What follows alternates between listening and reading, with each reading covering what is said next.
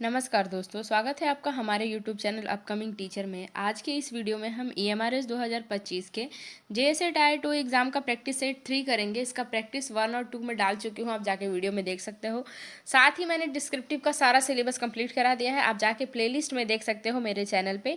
और ये PYQ based question है, सारा प्रीवियस ईयर क्वेश्चन से लिया गया है। जैसा कि आपको पता है कि 40 नंबर का ऑब्जेक्टिव और 60 नंबर का सब्जेक्टिव आता है, तो ये 40 नंबर का हम प्रैक्टिस कर रहे हैं इस वीडियो में। ठीक है, वीडियो शुरू करने से पहले मैं बता दूं कि जीएसए का 500 क्वेश्चन ऑब्जेक्टिव का पीडीएफ बन चुका है, हमारे एक्सपर्ट्स द्वारा बनाया गया है और उस पीडीएफ से same to same content exam में आएगा। मैं आपको इस वीडियो में वो पीडीएफ दिखा दे रही हूँ। साथ ही हॉस्टल वार्डन का डिस्क्रिप्टिव का पीडीएफ भी बन चुका है, वो मैं आपको इस वीडियो में दिखाती हूँ। तो चलिए उस पीडीएफ को देखते हैं। तो देखिए दोस्तों, ये पीडीएफ जेएसए का है जिसमें आपको 500 क्वेश्चन मिलेगा। अगर ये देखिए, ये 8 टॉपिक्स है इसका, और अगर आप 500 क्वेश्चन को रट्टा मार लेते हैं या किसी तरह से याद कर लेते हैं, देखिए ये सारा क्वेश्चन है इसका, जो 500 क्वेश्चन का स्पेशली एक्सपर्ट्स द्वारा तैयार करवाया गया है, तो आपका ऑब्जेक्टिव में 40 से 40 मार्क्स कन्फर्म हो जाएगा। तो आप इस पीडीएफ को जरूर परचेज कीजिए। इसका प्राइस मात्र 30 रुपये या 35 रुपये है, वो देख के आप इसको परचेज कर सकते हैं। अब मैं आपको हॉस्टल वार्डन का पीडीएफ दिखाती हूँ। देखिए, ये हॉस्टल वार्डन का पीडीएफ है और ये डिस्क्रिप्टिव का पीडीएफ है, हिंदी इंग्लिश दोनों में आपको मिल जाएगा। ये डिस्क्रिप्टिव का पीडीएफ है। अगर आप हॉस्टल वार्डन का पीडीएफ लेना चाहते हैं तो 15-20 रुपये में आप हिंदी इंग्लिश दोनों में इसके सारे टॉपिक्स 18 टॉपिक्स जो भी हैं इसका डिटेल में बनाया हुआ है, आप जाके ले सकते हैं। लिंक मैं डिस्क्रिप्शन में दे दूँगी। तो अगर आपको पीडीएफ चाहिए तो आप कमेंट कर दीजिएगा, मैं आपको लिंक दे दूँगी, या फिर लिंक आपको डायरेक्ट डिस्क्रिप्शन में मिल जाएगा, वहाँ से भी जाके आप पीडीएफ को परचेज कर सकते हैं। बाकी आप एक बार पीडीएफ से ज़रूर पढ़िए, एक बार प्लेलिस्ट को ज़रूर देखिए जिसमें जेएसए का पूरा डिस्क्रिप्टिव पढ़ाया हुआ है। आगे देखते हैं, हम अपने वीडियो को शुरू करते हैं कि ऑब्जेक्टिव सेट और देखिए इस प्रैक्टिस सेट के दौरान आपका कितने मार्क्स आ रहे हैं कमेंट में आप ज़रूर बताइएगा, ताकि मुझे पता चले कि आपकी तैयारी कैसी है। ठीक है, तो अब चलिए हम इस प्रैक्टिस सेट को शुरू करते हैं। पहला सवाल है हमारा कि which component stores permanent instruction for booting the computer. Computer को प्रारंभ करने के लिए स्थायी निर्देश किसमें संग्रहित रहते हैं। तो इसके ऑप्शंस है रैम, कैच, रोम और रजिस्टर। तो बताइए इसका राइट आंसर क्या होगा। इसका राइट आंसर होगा रोम, ऑप्शन सी इसका राइट आंसर होगा रोम। रोम होता है read only memory store firmware such as BIOS which contains permanent instruction required to start the computer. These instruction remain stored even when the power is off। यानी कि रोम में BIOS जैसे स्थायी निर्देश संग्रहित होते हैं जो कंप्यूटर को प्रारंभ करने के लिए आवश्यक होते हैं। बिजली बंद होने पर भी ये सुरक्षित रहते हैं। यानी कि कंप्यूटर जब शुरू होता है तो उसके लिए कौन सा स्थायी निर्देश सही जिसमें डाटा संग्रहित होता है, वो क्या होता है, रोम होता है। ठीक है, तो इसका आंसर क्या हो जाएगा, रोम हो जाएगा। रोम क्या है, रोम एक ऐसी मेमोरी है जिसमें डाटा स्थायी रूप से सेव रहता है। यानी अगर लाइट कट भी गया ना तो आपका क्या होगा, डाटा रोम में सेव रहेगा। बूटिंग के समय क्या आप कंप्यूटर दोबारा ऑन करेंगे तो आपका डाटा जो है वो रोम में रह जाएगा। आगे बढ़ते हैं, नेक्स्ट क्वेश्चन को देखते हैं।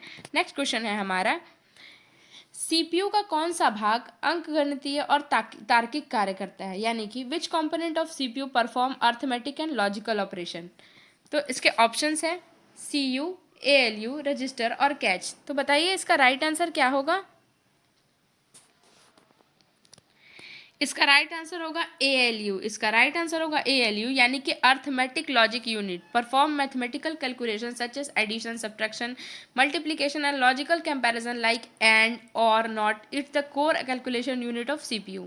यानी कि अंकगणितीय तार्किक इकाई जोड़, घटाव, गुणा जैसे गणितीय कार्य को करता है और एंड और नॉट जैसी तार्किक तुलना करता है, और यह CPU का मुख्य गणनात्मक भाग है, यानी कि कैलकुलेटिव भाग है। ठीक है, ALU क्या करता है, किसी भी प्रोजेक्ट में जोड़, गुना, घटाव, भाग ये सारे कार्य को करता है और लॉजिकल ऑपरेशन भी करता है। अगर एंड लिखा हुआ है, और लिखा हुआ है, नोट लिखा हुआ है, तुलना लिखा हुआ है, तो ये सभी करता है। आसान भाषा में अगर मैं आपको बताऊं कि जब भी कंप्यूटर में कोई गणित का सवाल हल करना होता है तो दो चीज़ों की तुलना करनी होती है, तो वह काम कौन करता है, ALU करता है। ठीक है, यानी कि अर्थमेटिक और लॉजिकल ऑपरेशन करता है।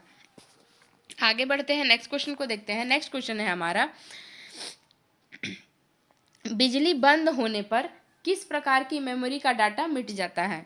यानी कि विच type of memory losses it's data when the power is turn off. Options है, अब पावर ऑफ होने पे रोम में तो डाटा रह ही जाता है, ये तो नहीं होगा। ऑप्शन है हार्ड डिस्क, रैम, SSD। बताइए इसका राइट आंसर क्या होगा? तो इसका राइट आंसर होगा रैम।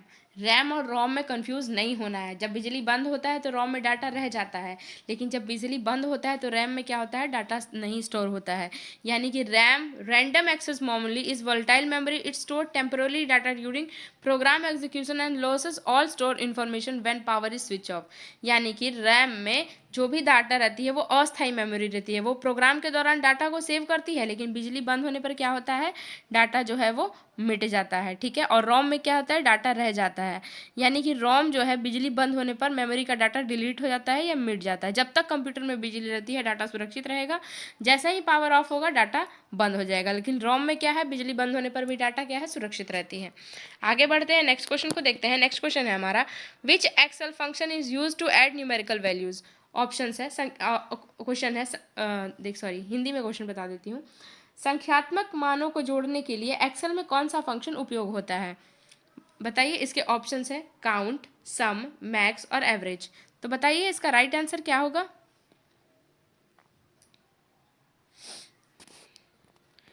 इसका राइट आंसर होगा सम। इसका राइट आंसर होगा option B, sum. The sum function adds all select numerical values in the range of cell. It one of the most commonly used function in Excel. Sum function चयनित cell के सभी संख्यात्मक मानों को जोड़ता है और यह एक्सेल में सबसे अधिक उपयोग होने वाला फंक्शन है। सम क्या करता है, सम जो है संख्यात्मक मानों यानी नंबर को जोड़ने के लिए एक्सेल में सम फंक्शन का उपयोग किया जाता है। यह कई संख्याओं को आपस में जोड़ता है, जैसे कि ए से लेके A5 तक की संख्याओं को जोड़ना है तो आप फॉर्मूला लिखेंगे ना, सम इज इक्वल टू A:5, तो वो क्या करेगा, इन सबको जोड़ देगा। ठीक है, मैंने ये सब आपको डिटेल में पढ़ाया है, एक बार आप आपके वीडियो जाके जरूर देखिएगा। आगे बढ़ते हैं, नेक्स्ट क्वेश्चन को देखते हैं। नेक्स्ट क्वेश्चन है हमारा, नेक्स्ट क्वेश्चन है, टास्क मैनेजर को सीधे खोलने के लिए कौन सी शॉर्टकट कुंजी उपयोग होती है? यानी कि which shortcut key use to open task manager directly. ठीक है, तो हमारे ऑप्शन है control plus alt plus del, control plus shift plus escape, alt plus F4 और विंडोज प्लस एल। ये सारे जो कीवर्ड्स होते हैं ना वो बहुत इंपॉर्टेंट होते हैं और एग्जाम में आने के बहुत ज़्यादा चांसेस हैं। तो बताइए इसका राइट आंसर क्या होगा? इसका राइट आंसर होगा control plus shift plus escape. इसका राइट आंसर क्या होगा? Control plus shift plus escape, ये दबाएंगे तो डायरेक्ट क्या खुलेगा? टास्क मैनेजर खुलेगा। ठीक है, और control plus alt plus delete दबाने पर उसमें टास्क मैनेजर चुनना पड़ता है, लेकिन वह सीधा नहीं आता है। लेकिन control plus shift plus escape दबाते हैं तो टास्क मैनेजर डायरेक्ट खुलता है। आगे बढ़ते हैं, नेक्स्ट क्वेश्चन को देखते हैं। नेक्स्ट क्वेश्चन है हमारा, कौन सा नेटवर्क देश जैसे बड़े भौगोलिक क्षेत्र को कवर करता है? यानी कि विच network covers a large geographical area such as country. तो ऑप्शंस हमारे क्या क्या हैं? लैन, मैन, वैन और पैन। तो बताइए इसका राइट आंसर क्या होगा?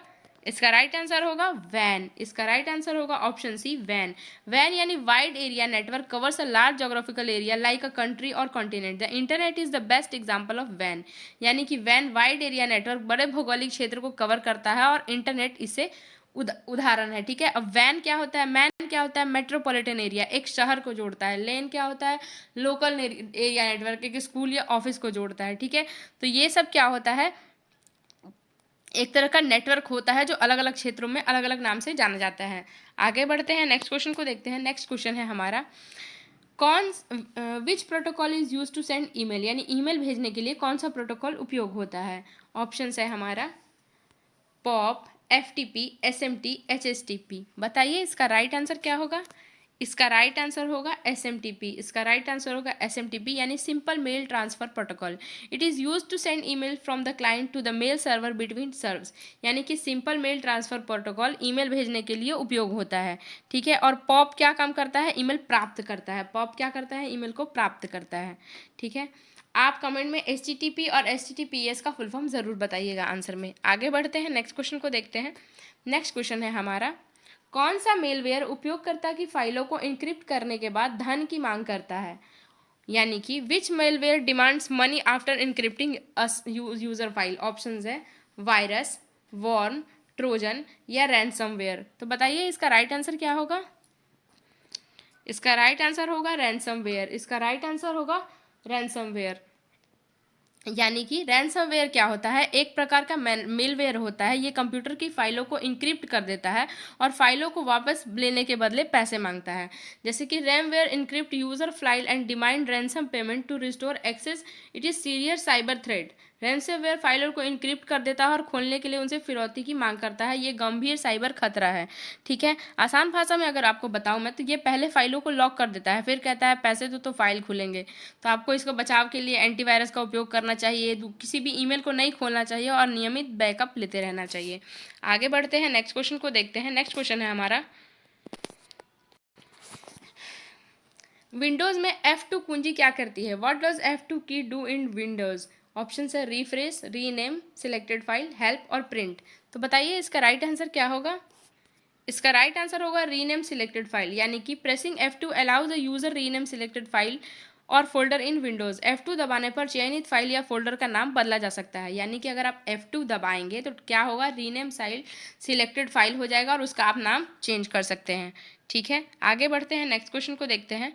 URL का पूर्ण रूप क्या है, यानी कि what is the full form of URL? तो बताइए, ऑप्शन है uniform resource locator, universal resource link, unique routing location और यूनिफॉर्म राउटिंग लोकेटर। तो बताइए इसका राइट आंसर क्या होगा? इसका राइट आंसर होगा option A, uniform resource locator. यानी कि URL is the web address use to locate resource on the internet.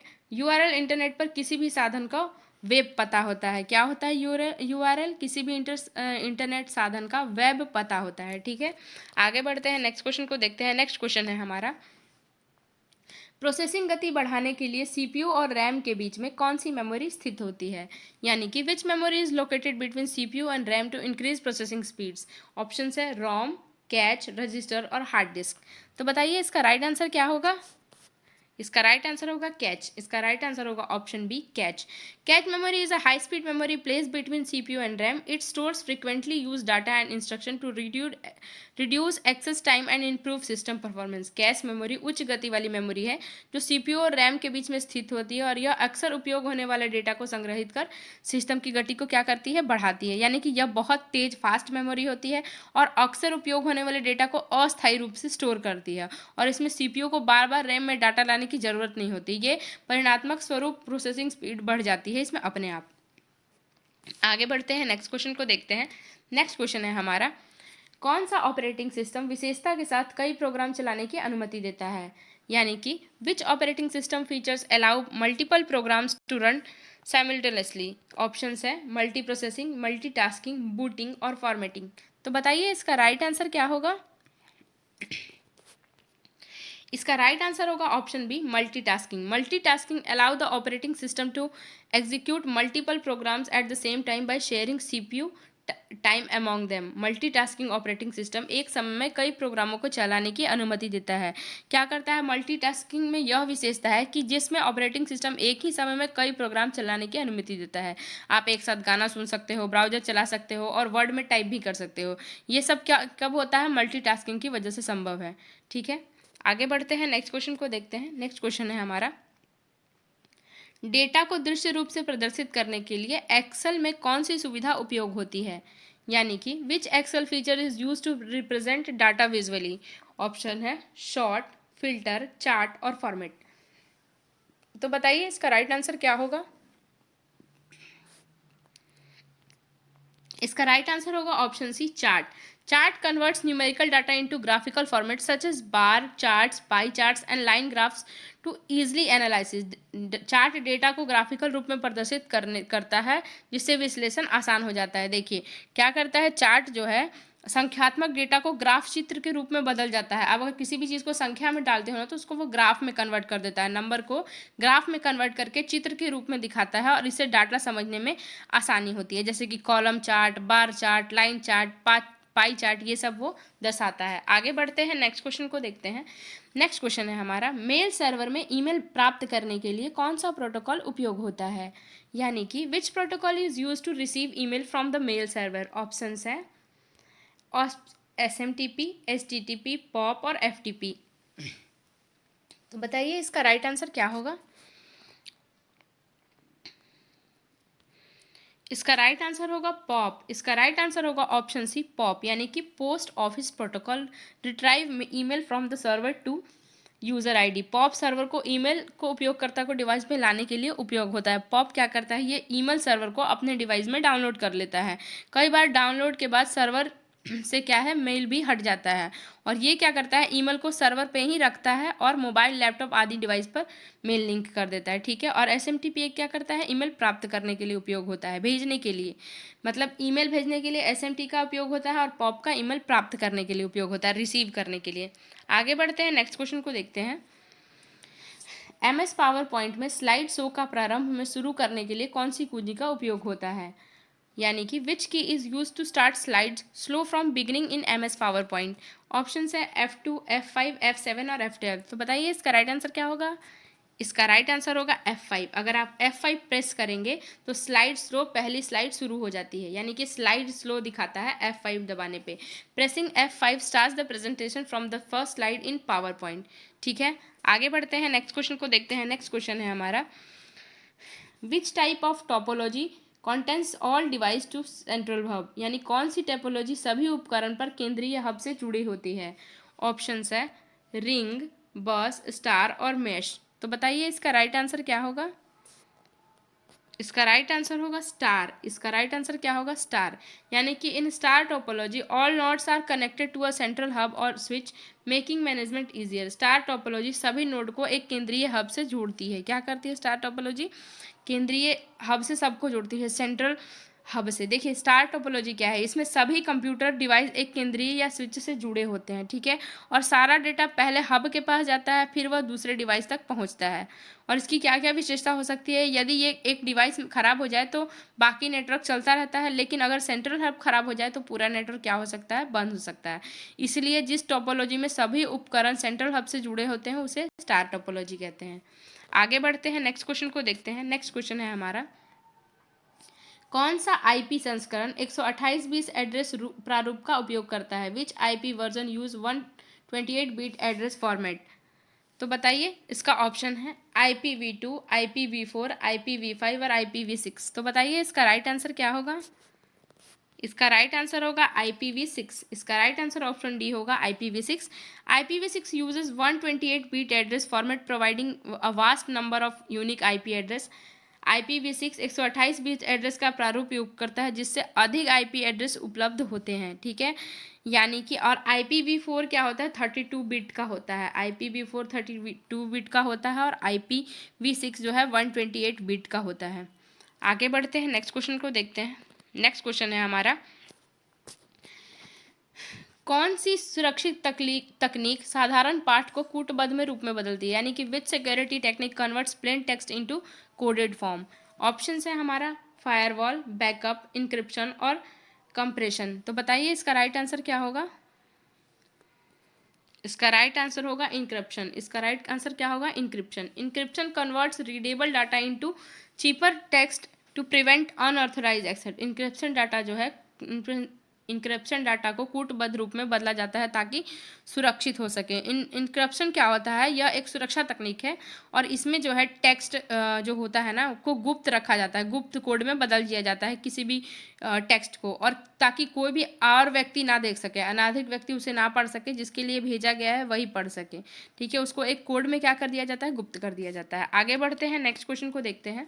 Next question है हमारा, प्रेषण के लिए डिजिटल सिग्नल को एनालॉग सिग्नल में कौन सा उपकरण बदलता है, यानी कि which device is converts digital signal into analogue signal for transmission. Options है राउटर, स्विच, मॉडेम और हब। तो बताइए इसका राइट आंसर क्या होगा। इसका राइट आंसर होगा मॉडेम। इसका राइट आंसर होगा option C, modem. A modem modulator demodulator converts digital signals to analogue and vice versa communication over the telephone lines. यानी मॉडेम डिजिटल सिग्नल को एनालॉग में और एनालॉग को डिजिटल में बदलता है। ठीक है, यानी कि क्या करता है मॉडेम, क्या करता है मॉडेम जो है ना, देखिए मॉडेम में मॉड होता है और डैम होता है। मॉ का मतलब होता है मॉड्यूलेटर और डैम का मतलब होता है डीमोड्यूलेटर। ये क्या करता है, डिजिटल सिग्नल को एनालॉग सिग्नल में बदलता है और एनालॉग सिग्नल को डिजिटल सिग्नल में बदलता है, यानी कि असेंडिंग और डिसेंडिंग ऑर्डर में काम करता है। आगे बढ़ते हैं, नेक्स्ट क्वेश्चन को देखते हैं। नेक्स्ट क्वेश्चन है हमारा, HTTP का कौन सा सुरक्षित संस्करण SSL TSL इंक्रिप्शन का उपयोग करता है। ऑप्शंस है FTP, SMTP, HTTPS और TCP, यानी which secure version of HTTP uses SSL TSL encryption. तो बताइए इसका राइट आंसर क्या होगा। इसका राइट आंसर होगा ऑप्शन सी HTTPS, यानी कि HTTPS secure version of HTTP that use SSL TLS encryption to protect data during transmission. HTTPS जो है SSL TSL इंक्रिप्शन का उपयोग कर सुरक्षित डेटा संचार प्रदान करता है। क्या करता है, इसका फुल फॉर्म होता है हाइपर ट्रांसफर प्रोटोकॉल सिक्योर। इसका फुल फॉर्म होता है hyper text transfer protocol secure. ये क्या करता है, HTTP को सुरक्षित सिक्योर संस्करण करता है और ये SSL TSL इंक्रिप्शन का उपयोग करता है और इसमें ब्राउज़र और वेबसाइट के बीच भेजा गया डाटा सुरक्षित रहता है। ठीक है, और बाकी में सुरक्षित नहीं रहता है। FTP में क्यों नहीं रहता, क्योंकि फाइल ट्रांसफ़र के लिए है। SMTP क्या है, ईमेल भेजने के लिए है। और TCP किसके लिए है, डेटा ट्रांसमिशन बेसिक प्रोटोकॉल के लिए है।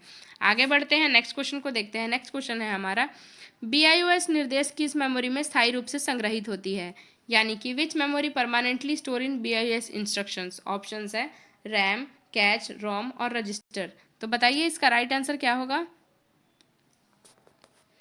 इसका राइट आंसर होगा रोम, ऑप्शन सी इसका राइट आंसर होगा। BIOS firmware is permanently store in ROM and required during the booting process, यानी कि BIOS निर्देश रोम में स्थायी रूप से संग्रहित रहता है।